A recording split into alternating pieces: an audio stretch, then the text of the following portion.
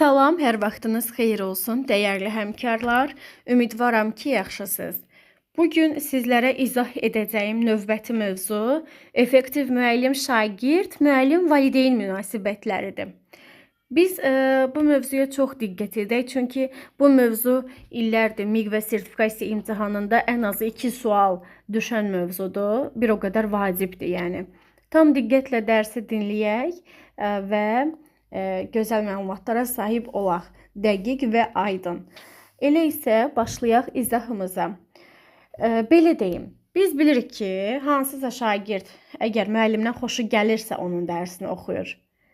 Yəni, şagird var ki, müəllimi çox istəmir, onun dərsini öyrənmək də istəmir. Onun dərsinə heç maraq göstərmir. Onun üçün nə etməliyik?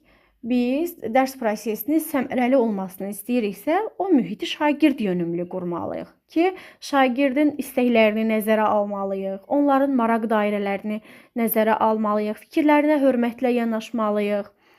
Biz bu zaman şagirdin sevimli müəlliməsinə çevrilə bilərik və bunun da bir neçə addımı var. Elə isə gəlin birlikdə baxaq. Effektiv müəllim-şagird münasibəti qurmanın bir neçə addımı, yolu var. Birinci addım xoş gəlmisiniz məktubudur. Xoş gəlmisiniz məktubu ilk gündən isti münasibət və güvən yaratmaq üçün aparılır və biz burada xoş gəlmisiniz məktubunda dərsin başlamasına 1 həftə, 3 gün, 2 gün qalmış və yaxud da dərs zamanı da paylaya bilərik. Onlar üçün necə darıxdığımızı, onları səbirsizliklə gözlədiyimizi, daha sonra qeyd edə bilərik ki, dərsin tez başlamasını gözləyirdik, sizi görmək istəyirdim. Bu kimi gözəl mənalı sözlər qeyd edərək onlara məktub formasında çatdıra bilərik. Baxın, bu birinci addımdır ki, müəllimlə şagirdin münasibətini effektiv hala gətirir. İkinci addım nədir? Tanışlıq mərhələsi. Bu mərhələdə şagirdləri fərdi olaraq tək-tək tanımaq lazımdır. Adlarını öyrənmək lazımdır, maraq dairələrini öyrənə bilərik, onların hansı fənnə daha çox maraq göstərdiyini danışaraq, müzakirə apararaq öyrənə bilərik.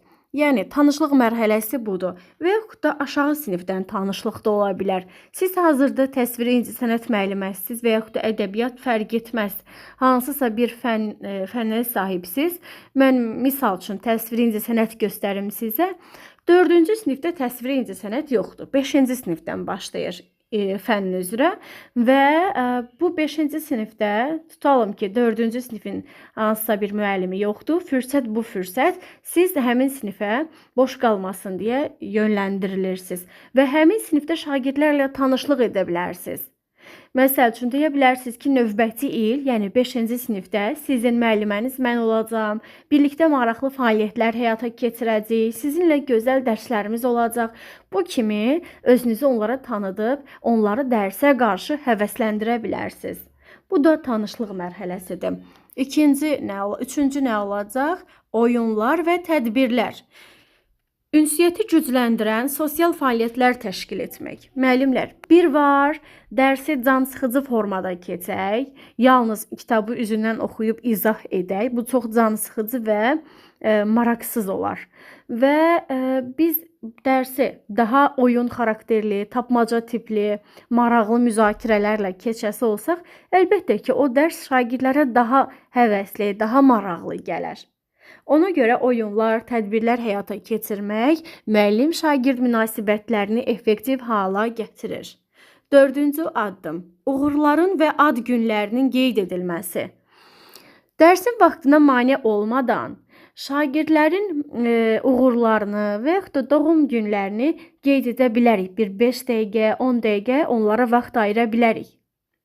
Qısa təbrikmi, onlara kiçik bir hədiyyəmi alıb təşkil edə bilərik. Məsələn, mən öz şagirdlərimə ad günləri olduqda hərəsinə bir kitab bağışlayıram.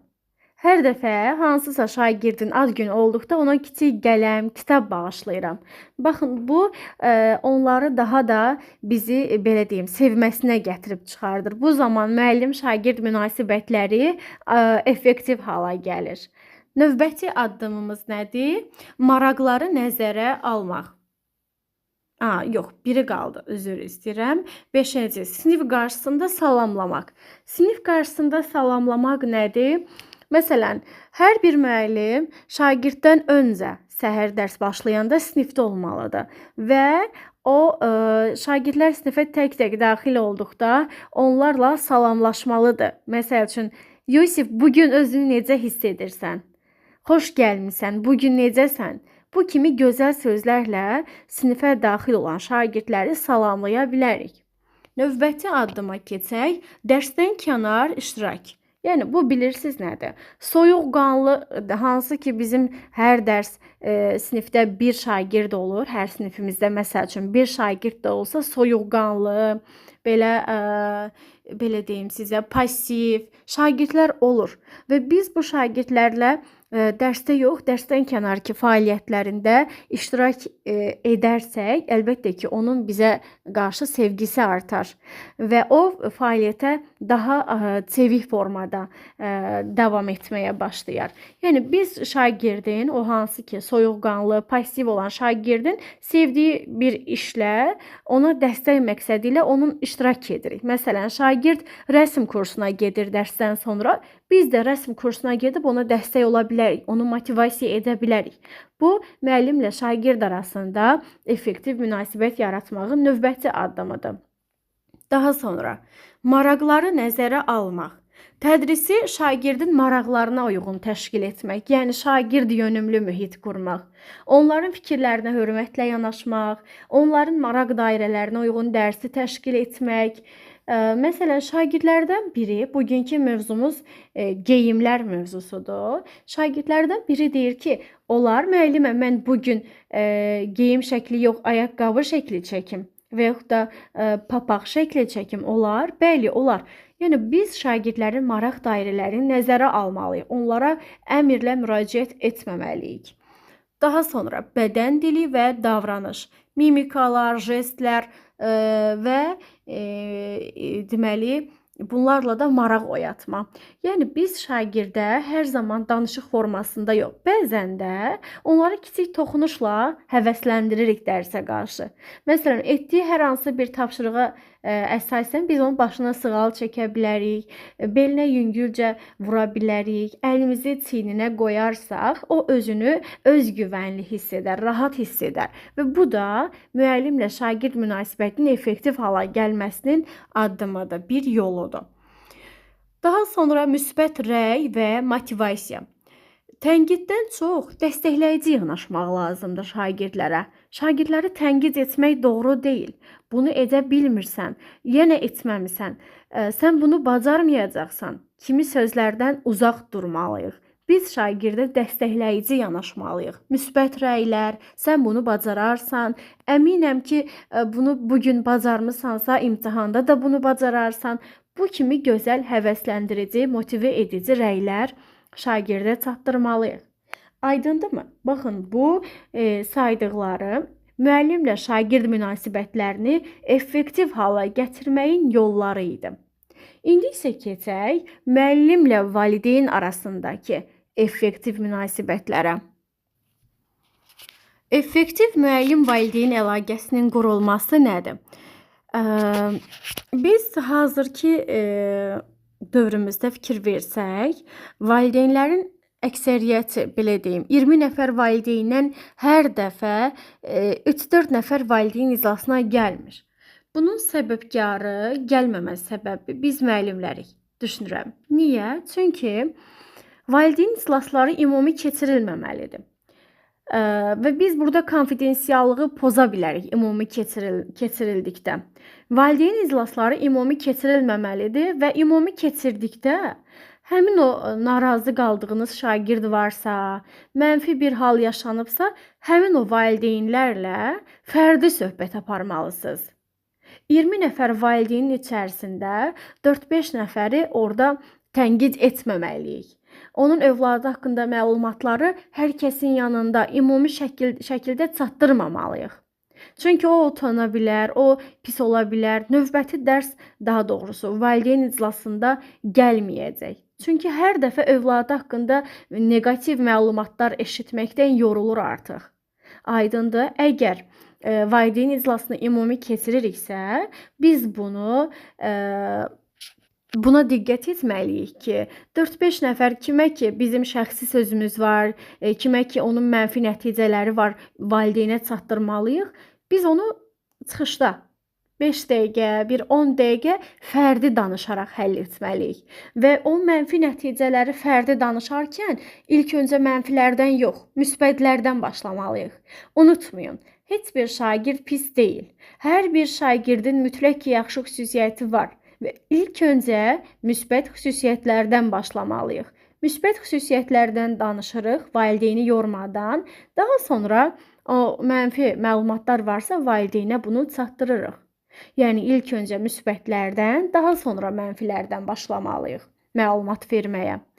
Və konfidensiallıq, gizlilik, məxfilikdir. Biz bunu öyrənmişdik və bir müəllim ümumi valideyn iclasında şəxsi valideynləri, şəxsi məlumatını ümumi şəkildə hər kəsə bildirməməlidir. Gizli saxlamalıdır. O məxfi söhbətdirsə onu gizli tutmalıdır. Hər kəsin yanında valideyni pis duruma salmamalıdır, pis vəziyyətə salmamalıdır. Baxın, bu effektiv müəllim münasibətinin pozulması səbəbi idi. İndi isə necə effektiv hala gətirə bilərik, necə valideynlərlə gözəl, effektiv münasibət, əlaqə yarada bilərik, onun yollarını öyrənək sizinlə. Birinci salamlama məktubudur gördüyünüz kimi. Salamlama məktubu nədir? Bu, xoş gəlmisiniz məktubuna bənzərdir. Sadəcə xoş gəlmisiniz məktubu şagirdə göndərilir. Salamlama məktubu valideynə. Valideynlərlə ilkin tanışlıq yaradırıq burada. Müsbət ilk təəssürat formalaşdırırıq. Yəni, xoş gəlmisiniz, sizi tanımağıma çox şadam, sizin övladınızla gözəl fəaliyyətlər keçirəcək, əlimdən gələni edəcəm ki, onlar gözəl bir şəxsiyyət kimi formalaşsın. Bu kimi gözəl dəstəkləyici rəylər veririk valideynə. Daha sonra ilk ünsiyyətin pozitiv olması üçün çalışmalıyıq. Yəni, əlaqənin başlanğıcında etibar və rahatlıq mühiti qurulmalıdır ilk öncə. Etibar və rahatlıq olduqda o valideyn həm sizə güvənər, həm də sizinlə ünsiyyətdən qaçınmaz. İlk ünsiyyətin pozitiv olması üçün çalışmalıyıq. Məsələn, valideyni tanımırıq və o valideyn iclasında ilk dəfə iştirak edir.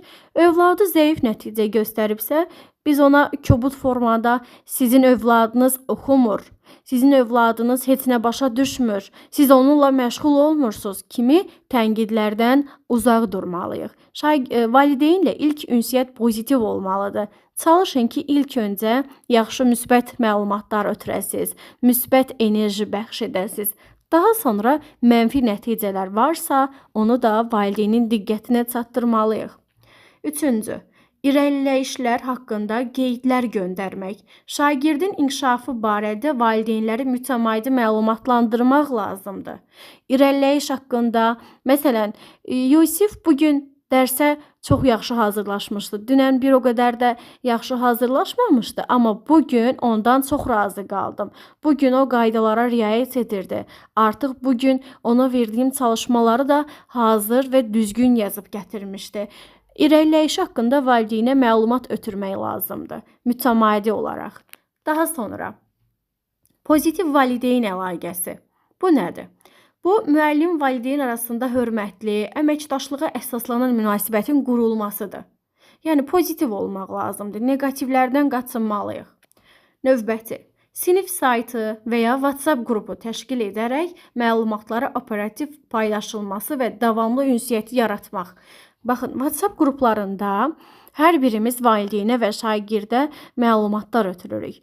Valideynə şagird haqqında irəliləyişləri, müsbət məlumatları ötürürük. Şagirdə isə WhatsApp qruplarında əlavə materiallar göndərərək onun inkişafını dəstəkləyirik. Yəni, WhatsApp qrupları təşkil edərək operativ məlumatlar göndərə bilərik. 6. Pozitiv zəng, pozitiv mesaj. Bu nədir? Bu, valideynlərlə müsbət tonlu əlaqə saxlamaqdır. Yəni, zəng edərkən ilk öncə müsbətlərdən başlayırıq, mənfilərdən başlamırıq. Məsələn, ilk öncə hal-əhval tuta bilərsiniz. Daha sonra övladının irəliləyiş haqqında müsbət məlumat ötürərək mənfilərə keçid ala bilərik. Yəni səs tonumuza diqqət edirik. Müsbət mesajlar, müsbət zəng təşkil edirik. Yəni müsbət tonda zəng edərək valideynlə əlaqə saxlayırıq. Daha sonra burada demokratik və avtoritar üslub var. Demokratik üslub yeni formada keçilən dərslərə şamil olunur. Yəni demokratiya sözünün mənası fikir azadlığı, söz azadlığı deməkdir. Və demokratik üslub açar sözləri nədir? Bərabərlik, əməkdaşlıq, humanistlik, tərəfdaşlıq, empatiya. Burada mərkəzdə şagird dayanır. Yəni şagird yönümlü dərslər qurulur bu mühitdə. Fikirləri nəzərə alır müəllim, maraq dairələrini öyrənir, azad seçim imkanı verir. Motivasiyadır, təşviqdir, xahişdir, məsləhətdir. Yəni burada müəllim şagirdlərə əmr etmir. Müəllim qərarı tək tərəfli qəbul etmir. Şagirdlərin fikirlərini öyrənir, məsləhət alır, xahiş edir.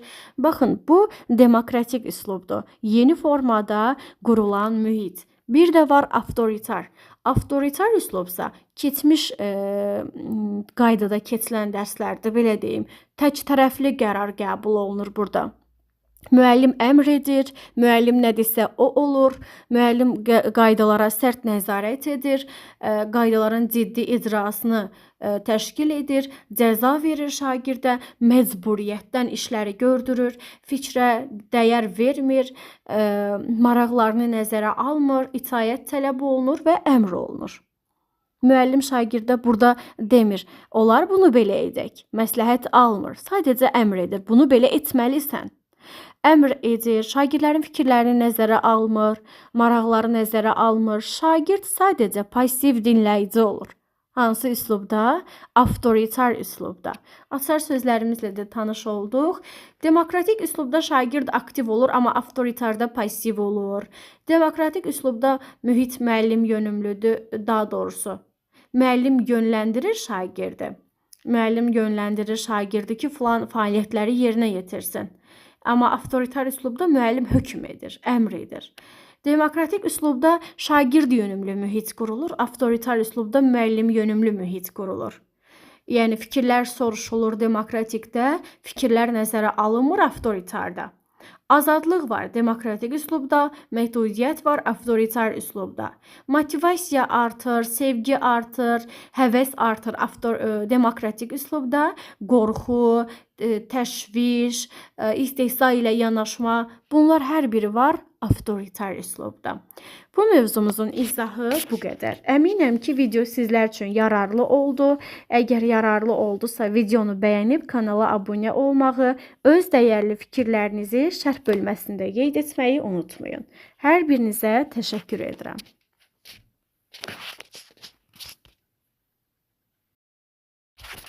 Salam, hər vaxtınız xeyir olsun, dəyərli həmkarlar. Ümidvaram ki, yaxşısınız. Bugün sizlərə izah edəcəyim növbəti mövzu effektiv müəllim-şagird, müəllim-valideyn münasibətləridir. Biz bu mövzuya çox diqqət edək, çünki bu mövzu illərdir MİQ və sertifikasiya imtahanında ən azı 2 sual düşən mövzudur. Bir o qədər vacibdir, yəni. Tam diqqətlə dərsi dinləyək və gözəl məlumatlara sahib olaq, dəqiq və aydın. Elə isə başlayaq izahımıza. Belə deyim, biz bilirik ki, hansısa şagird əgər müəllimdən xoşu gəlirsə onun dərsini oxuyur. Yəni şagird var ki, müəllimi çox istəmir, onun dərsini öyrənmək də istəmir, onun dərsinə heç maraq göstərmir. Onun üçün nə etməliyik? Biz dərs prosesinin səmərəli olmasını istəyiriksə, o mühiti şagird yönümlü qurmalıyıq ki, şagirdin istəklərini nəzərə almalıyıq, onların maraq dairələrini nəzərə almalıyıq, fikirlərinə hörmətlə yanaşmalıyıq. Biz bu zaman şagirdin sevimli müəlliməsinə çevrilə bilərik və bunun da bir neçə addımı var. Elə isə gəlin birlikdə baxaq. Effektiv müəllim-şagird münasibəti qurmanın bir neçə addımı, yolu var. Birinci addım xoş gəlmisiniz məktubudur.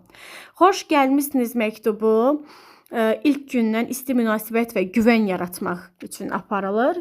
Və biz burada xoş gəlmisiniz məktubunda dərsin başlamasına 1 həftə, 3 gün, 2 gün qalmış və yaxud da dərs zamanı da paylaya bilərik. Onlar üçün necə darıxdığımızı, onları səbirsizliklə gözlədiyimizi, daha sonra qeyd edə bilərik ki, dərsin tez başlamasını gözləyirdik, sizi görmək istəyirdim. Bu kimi gözəl mənalı sözlər qeyd edərək onlara məktub formasında çatdıra bilərik. Baxın, bu birinci addımdır ki, müəllimlə şagirdin münasibətini effektiv hala gətirir. İkinci addım nədir? Tanışlıq mərhələsi. Bu mərhələdə şagirdləri fərdi olaraq tək-tək tanımaq lazımdır. Adlarını öyrənmək lazımdır, maraq dairələrini öyrənə bilərik, onların hansı fənnə daha çox maraq göstərdiyini danışaraq, müzakirə apararaq öyrənə bilərik. Yəni, tanışlıq mərhələsi budur. Və yaxud da aşağı sinifdən tanışlıq da ola bilər. Siz hazırda təsviri incəsənət müəlliməsiniz və yaxud da ədəbiyyat fərq etməz. Hansısa bir fənnə sahibsiz. Mən misal üçün təsviri incəsənət göstərim sizə. 4-cü sinifdə təsviri incəsənət yoxdur. 5-ci sinifdən başlayır fənn üzrə və bu 5-ci sinifdə tutalım ki, 4-cü sinifin hansısa bir müəllimi yoxdur. Fürsət bu fürsət. Siz həmin sinifə boş qalmasın deyə yönləndirilirsiniz və həmin sinifdə şagirdlərlə tanışlıq edə bilərsiniz. Məsəl üçün, deyə bilərsiniz ki, növbəti il, yəni 5-ci sinifdə sizin müəlliməniz mən olacağam, birlikdə maraqlı fəaliyyətlər həyata keçirəcəyik, sizinlə gözəl dərslərimiz olacaq. Bu kimi özünüzü onlara tanıdıb, onları dərsə qarşı həvəsləndirə bilərsiniz. Bu da tanışlıq mərhələsidir. Üçüncü nə olacaq? Oyunlar və tədbirlər. Ünsiyyəti gücləndirən sosial fəaliyyətlər təşkil etmək. Müəllimlər, bir var, dərsi cansıxıcı formada keçək, yalnız kitabı üzündən oxuyub izah edək. Bu çox cansıxıcı və maraqsız olar.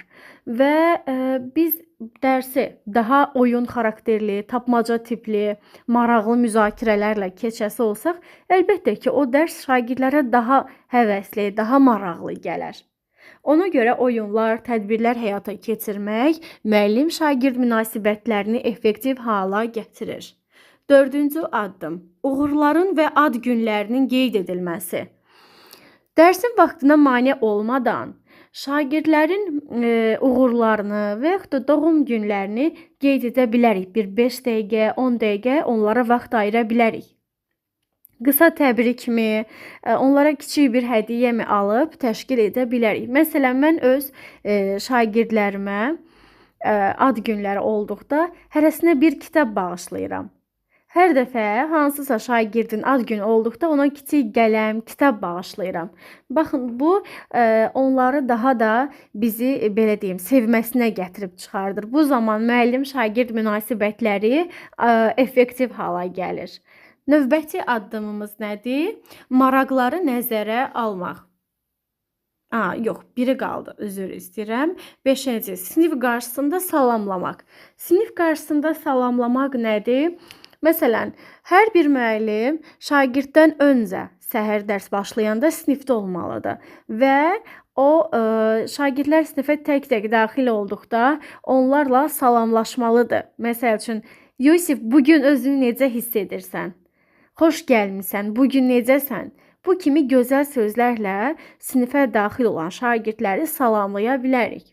Növbəti addıma keçək, dərsdən kənar iştirak. Yəni, bu bilirsiniz nədir? Soyuqqanlı, hansı ki bizim hər dərs sinifdə bir şagird olur. Hər sinifimizdə məsəl üçün bir şagird də olsa soyuqqanlı, belə deyim sizə, passiv şagirdlər olur. Və biz bu şagirdlərlə dərsdə yox, dərsdən kənarki fəaliyyətlərində iştirak edərsək, əlbəttə ki, onun bizə qarşı sevgisi artar və o fəaliyyətə daha çevik formada davam etməyə başlayar.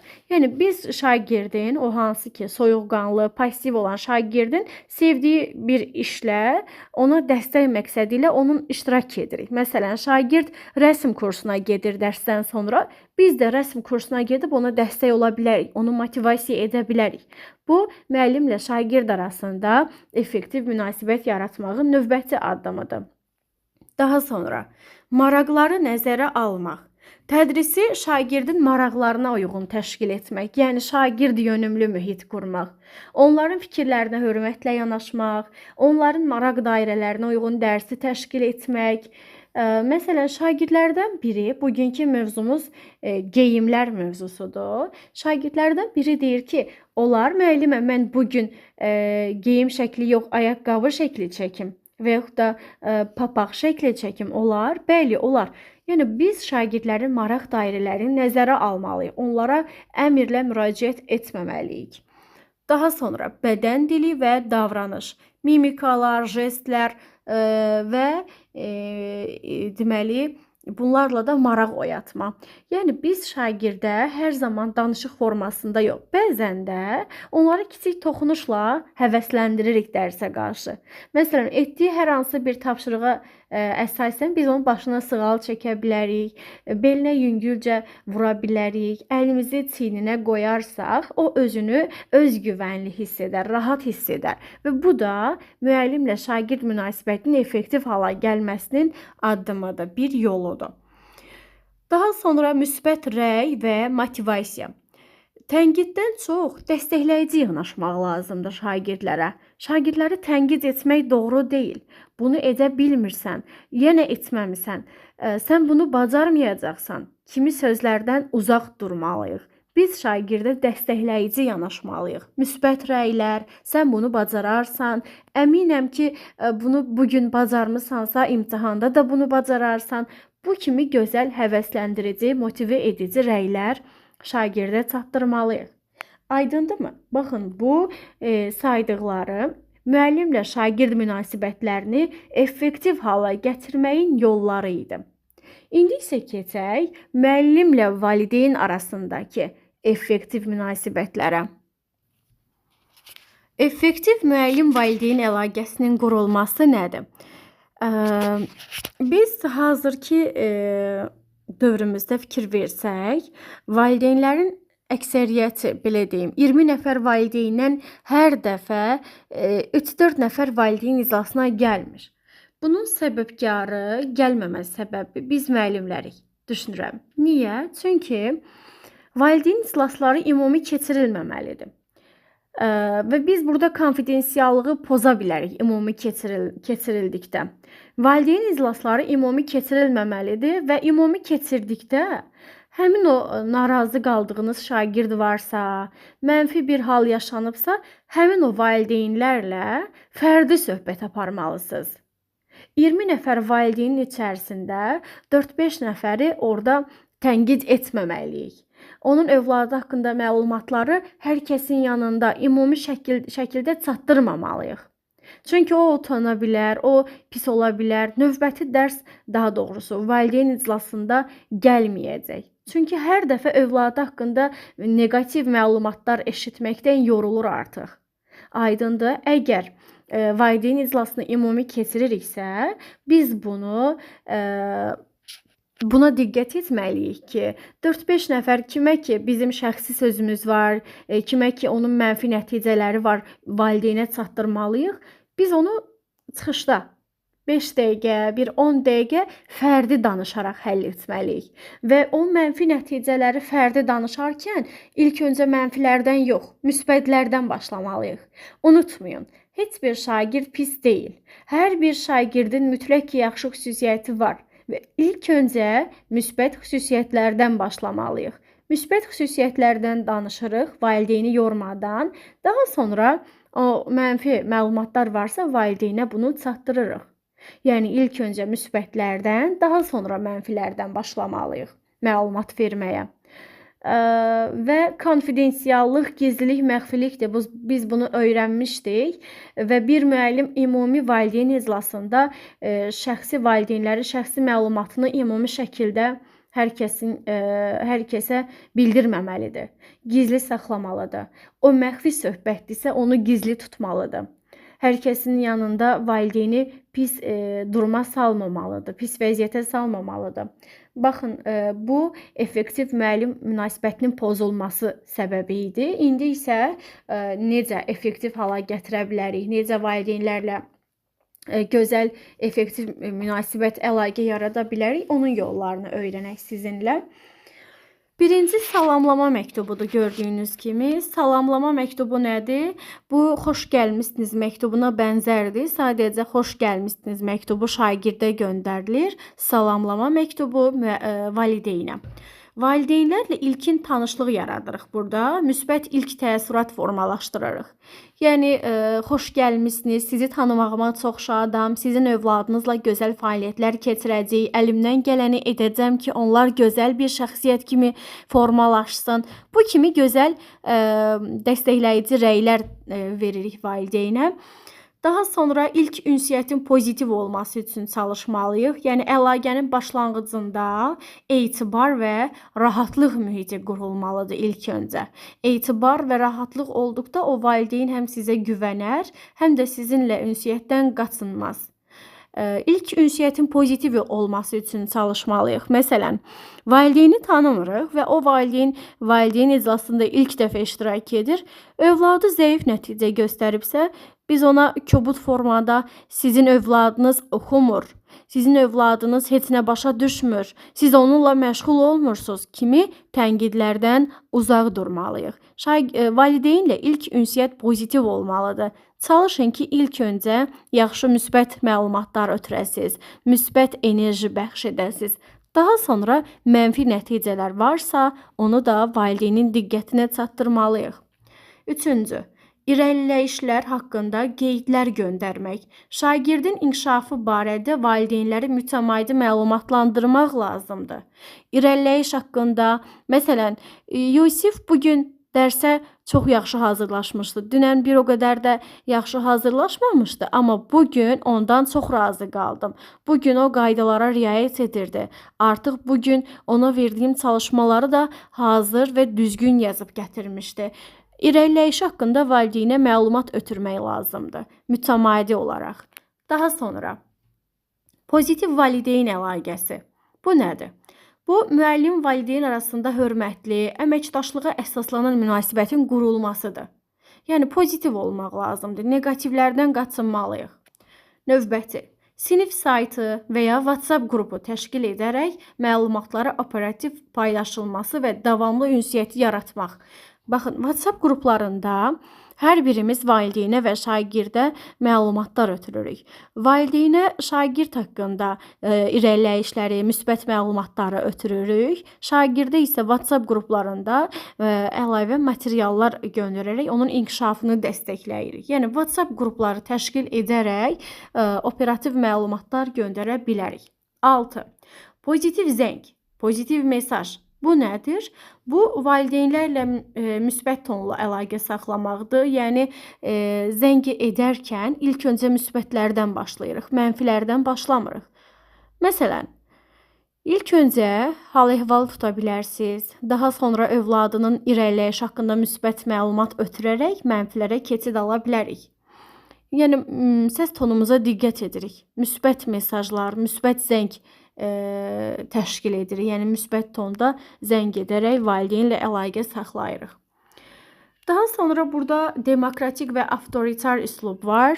Demokratik üslub yeni formada keçilən dərslərə şamil olunur. Yəni, demokratiya sözünün mənası fikir azadlığı, söz azadlığı deməkdir. Və demokratik üslub açar sözləri nədir? Bərabərlik, əməkdaşlıq, humanistlik, tərəfdaşlıq, empatiya. Burada mərkəzdə şagird dayanır. Yəni, şagird yönümlü dərslər qurulur bu mühitdə.